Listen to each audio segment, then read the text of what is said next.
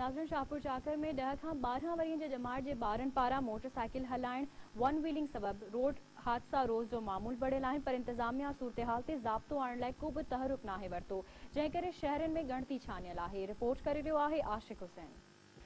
नंढड़ा ॿार जेके मोटरसाइकिल हलाइनि था या के ॿार जेके चिंचियूं हलाइनि था, शहर में सोड़ियूं घिटियूं आहिनि, रस्ता ख़राब आहिनि, उते जेको आहे सो उन्हनि ॿारनि खे जेको आहे को तजुर्बो न आहे पंहिंजे ड्राइविंग जो, त उन्हनि लाइ जेको आहे सो अमन पंहिंजो हादसे जो ख़दशो रहे थो। इन करे जेको आहे सो इन में माइटनि खे बि तवजो ॾियणु खपे, पर वधि में वधि तवजो जेको आहे सो इंतिज़ामिया खे ॾियणु खपे जो उन्हनि ते पाबंदी हणनि ऐं इन जी बाक़ाइदे जेको आहे सो आगाही ॾियनि माइटनि खे, ऐं इन हिसाब सां शहर में त जेको आहे सो नंढा ॿार जेके आहिनि जंहिंजी उमिरि आहे ई 8-9 साल, 10 साल, 12 साल, उहे जेके आहिनि से स्कूल अचनि था तॾहिं पंहिंजूं गाॾियूं काए था अचनि, ऐं उहे जेके आहिनि से अॻिते हली उनजो को नतीजो ख़राबु निकिरी सघे थो, को हादसो थी सघे थो, को एक्सीडेंट थी सघे थो। इन करे इंतिज़ामिया खे इन ते जेको आहे फौरन को क़दम करणु खपे।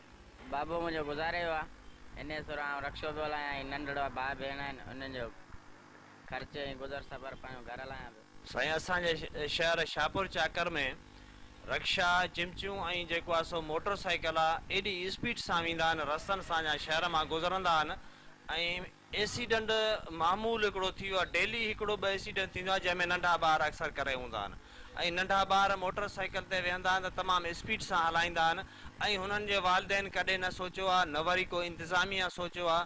महिरबानी करे इन ते जेको आहे सो आउं गुज़ारिश कंदुसि माइट वालिदैन खे ऐं इंतिज़ामिया खे त इन ते कंट्रोल कयो वञे। ॿार जीअं सुबुह सां स्कूल वेंदा आहिनि त को न को एक्सीडेंट असांजे शहर में थींदो आहे। मां शाहपुर चाकर जो पुरमन शहरी आहियां, ऐं असांखे तमामु घणी हींअर मौजूदा टाइम ते परेशानी आहे। जेके चिंची रक्षानि ते ॿार वञनि था स्कूल, 8 ॿार चिंची में वेठा हूंदा आहिनि, ऐं उनजा अक्सर ड्राइवरी करण वारा चिंची जा ॿार नंढड़ा मासूम ऐं जेके नंढा आहिनि, ऐं चिंची वारा हाई स्पीड सां वञनि था।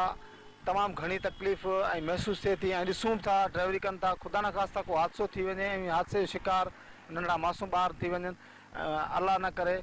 असां इंतिज़ामिया खे ऐं उन्हनि वालिदैन खे गुज़ारिश था कयूं त इन ते अमल खणनि ऐं इन को एक्शन खणनि त जीअं इन वॾे हादसे खां नुक़सान खां बचाए।